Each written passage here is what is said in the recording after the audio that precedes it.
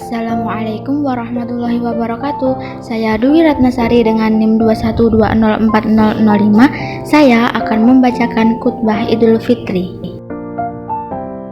Assalamualaikum warahmatullahi wabarakatuh. Allahu Akbar, Allahu Akbar, Allahu Akbar, Allahu Akbar, Allahu Akbar, Allahu Akbar kabira walhamdulillahi katsira wa subhanallahi bukratan wa asila. Asyhadu an la ilaha illallah wahdahu la syarikalah wa asyhadu anna Muhammadan abduhu wa rasuluh. Allahumma shalli wa sallim wa barik ala sayyidina Muhammad wa ala alihi wa ashabihi ajma'in. Amma ba'du. Ayyuhal hadirun ittaqullaha haqqa tuqatim wa ala tamudduna illa wa antum muslimun. Wa qala alladhi ta'ala fil Qur'anil Karim, a'udzu billahi minasy syaithanir rajim. Bismillahirrahmanirrahim. Ya ayyuhalladzina amanu kutiba alaikumus syiyam kama kutiba alal ladzina min qablikum la'allakum tattaqun. Shadaqallahul azim. Semoga Allah yang Maha menatap, yang Maha mendengar, yang Maha dekat ridho kepada kita semua. Karena tidak ada yang terpenting dalam hidup ini kecuali hanya satu, Allah Subhanahu wa taala ridho kepada kita. Dan semoga Ramadan yang kita jalani benar-benar menggugah dan merubah diri kita menjadi pribadi yang berakhlakul karimah. Rasulullah Shallallahu Alaihi Wasallam menyatakan, mengapa beliau diutus ke bumi? Ternyata risalah kenabian kuncinya sederhana tapi mutlak sangat penting. Mengapa Rasul diutus ke bumi? Beliau menjawab, sesungguhnya hamba diutus ke bumi hanyalah untuk menyempurnakan kemuliaan akhlak. Bersimbah air mata, keringat, bahkan darah, manusia memiliki kesempurnaan kemuliaan akhlak. Ilmu yang kita pelajari, ibadah yang kita lakukan, ujungnya adalah kesempurnaan akhlakul karimah kita. Oleh karena itu, siapapun yang ingin mengukur kesuksesan hidupnya, kata kuncinya adalah akhlakul karimah. Siapa orang Islam yang paling benar pemahaman Islamnya? Lihatlah akhlaknya. Siapa orang Islam yang paling sempurna imannya? Ahsanukum khuluqa, orang yang paling sempurna akhlaknya. Siapakah yang paling dicintai Rasulullah dan paling dekat ketika dibangkitkan di yaumul kiamah adalah orang yang paling sempurna akhlaknya. Oleh karena itu, hadirin sekalian, membangun bangsa ini tidak akan pernah bisa bermartabat kecuali diawali dengan membangun akhlak. Ramadan adalah sarana penting yang membuat kita memiliki akhlakul karimah. Hikmah pertama adalah keyakinan Allah Subhanahu wa taala. Wa huwa ma'akum aina ma kuntum wallahu bima ta'maluna basir. Surat Al-Hadid ayat 4. Mengapa orang saum tidak berbuka padahal tidak ada yang melihat, padahal tidak ada yang menyaksikan? Karena dia tahu Allah bersamanya. Wa huwa ma'akum, dan dia Allah bersamamu dimanapun engkau berada, dan Allah Maha melihat apapun yang engkau kerjakan. Jikalau dimanapun, kapanpun kita yakin Allah Qarib, Maha dekat, As-Sami, Maha mendengar, Al-Basir, Maha melihat, seperti sekarang ini kita ditatap Allah, maka niscaya yang pertama kita akan menjadi orang ikhlas. Orang ikhlas adalah orang yang paling bahagia. Orang ikhlas adalah orang yang paling mulia. Orang ikhlas adalah orang yang paling selamat. Orang ikhlas, ada orang atau tidak ada orang, sama saja, Allah ada. Orang melihat, orang tidak melihat, sama Allah Maha melihat. Orang memuji, orang tidak memuji, sama Allah menyukai orang yang berbuat kebaikan. Orang yang ikhlas tidak akan sibuk dengan penilaian orang. Orang yang ikhlas tidak akan sibuk dengan topeng yang dia miliki. Orang yang ikhlas yakin Allah Subhanahu wa taala yang nuru ila qulubikum wa a'malikum, sibuk memperbaiki hati dan amalnya.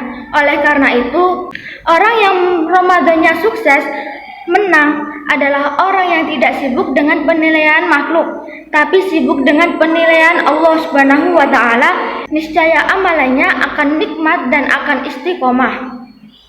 Hikmah selanjutnya dari Ramadan yang selalu merasa ditatap Allah adalah menjadi orang jujur, sidik.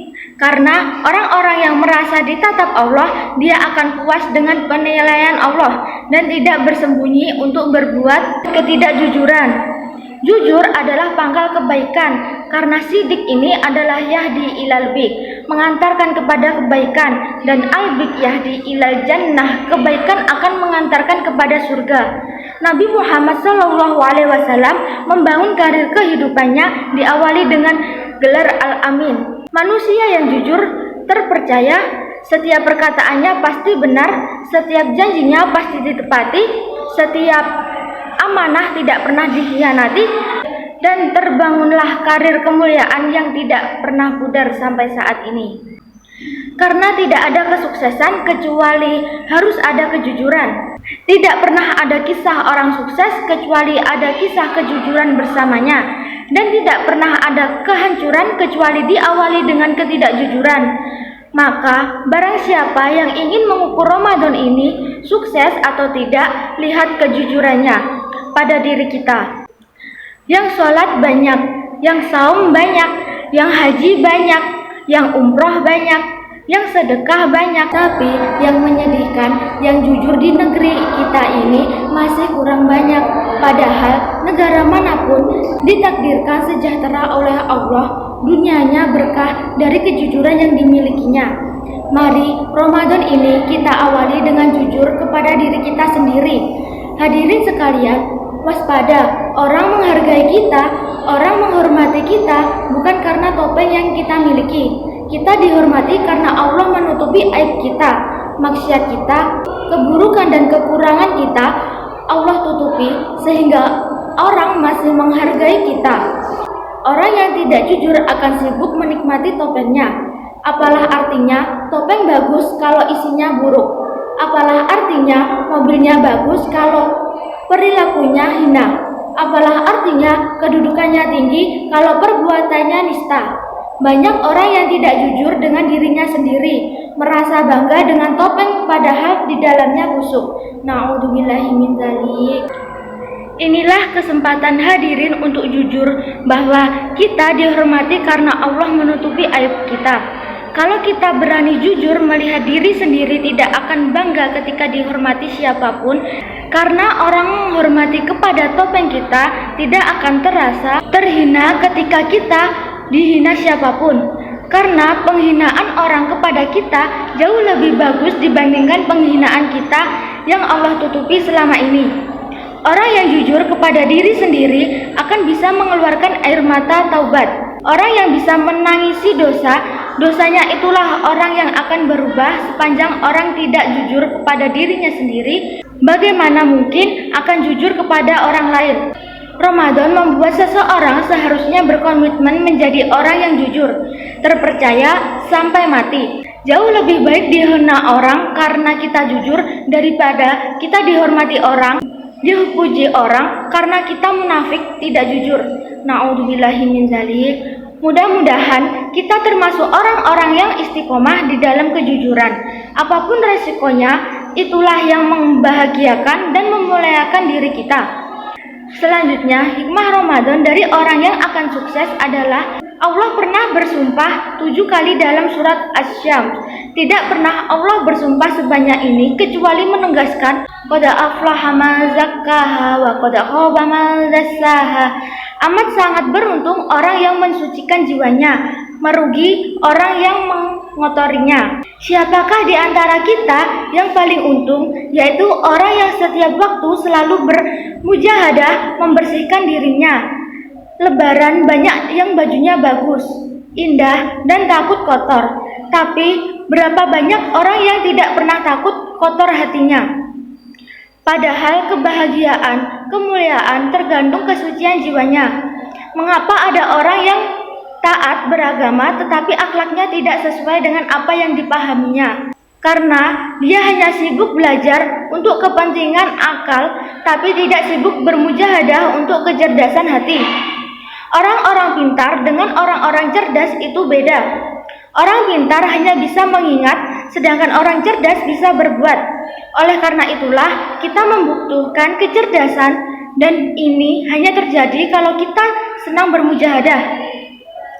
Lihatlah Ramadan kita jauh lebih tenang ketika bermujahadah, menahan pandangan. Lihatlah Ramadan kita lebih nyaman ketika kita bermujahadah, menahan amarah. Menahan lisan kita tidak berucap yang buruk. Percayalah, kebahagiaan, kesuksesan adalah milik orang yang paling bisa mengendalikan diri. Kita sudah saksikan orang yang tidak bisa menjaga lisannya jatuh. Orang yang tidak bisa menjaga syahwatnya berzina. Orang yang tidak bisa mengendalikan keinginannya korupsi. Padahal orang yang korupsi itu hartanya sudah melimpah. Tetapi dia tidak bisa mengendalikan dirinya, keinginannya, keserakahannya. Dia mencuri terus ke sana sini. Inilah ciri orang-orang yang gagal dalam hidup kalau tidak segera bertaubat. Tidak mampu mengendalikan diri, maka pastikan sesudah Ramadan ini sama dengan Ramadan sebelumnya, yaitu hidup dalam mujahadah. Qad aflaha man zakkaha wa qad khaba man dassaha. Saudaraku sekalian, yang terakhir, hikmah apa dari Ramadan ini? Satu, keyakinan kepada Allah. Allah Maha melihat, Allah Maha mendengar. Dua, senantiasa bermujahadah. Dan yang ketiga, ingat dalam surat Al-Ma'un. A'udzubillahi minasyaitonirrajim. Bismillahirrahmanirrahim. Ara'aital ladzi yukadzibu bid-din, fadzalikal ladzi yad'ul yatim wa la yahuddu 'ala ta'amil miskin. Tahukah engkau orang yang mendustakan agama, orang yang tidak punya perasaan bersikap keras kepada anak yatim, dan orang-orang yang tidak mengajak orang lain memberi makan kepada orang miskin. Artinya, sehebat apapun itu ilmu agama kita, sehebat apapun pengamalan ibadah kita, kalau kita tidak peduli kepada orang lain, tidak peka, tidak peduli, maka kita bisa termasuk orang yang mendustakan agama. Khairun nas anfa'uhum linnas. Sebaik-baiknya manusia adalah manusia yang paling banyak manfaatnya. Apa arti banyak ilmu kalau ilmunya tidak manfaat? Apa artinya banyak harta kalau hartanya tidak manfaat? Apa artinya otot kawat balung besi tapi di tubuhnya tidak manfaat? Nilai seorang jangan diukur dari apa yang mereka miliki, tapi dari apa yang bisa diberi. Oleh karena itu, mari kita ukur kesuksesan diri kita bukan dari harta yang kita kumpulkan, bukan dari gelar brand yang kita miliki, bukan dari jabatan tinggi yang kita raih, tapi ukurlah kesuksesan kita dari berapa banyak orang-orang yang bisa terbantu oleh hidup kita. Mati dalam keadaan penuh manfaat, itulah kematian terhormat, daripada hanya sekedar merasa memiliki padahal tidak memberi manfaat. Na'udzubillahi min dzalik. Mudah-mudahan sepulang dari tempat ini kita tidak bangga melihat tabungan kita yang hanya catatan, tapi kita bersyukur ketika banyak yang lapar, yang bisa makan dari tetesan keringat kita. Banyak anak-anak yang bisa sekolah dari tetesan keringat kita. Banyak orang-orang yang mendapat lapangan kerja dari tetesan keringat kita. Bagi kita secukupnya saja, tapi manfaat adalah sebesar-besarnya. Cukup sekian, kurang lebihnya mohon maaf. Wassalamualaikum warahmatullahi wabarakatuh.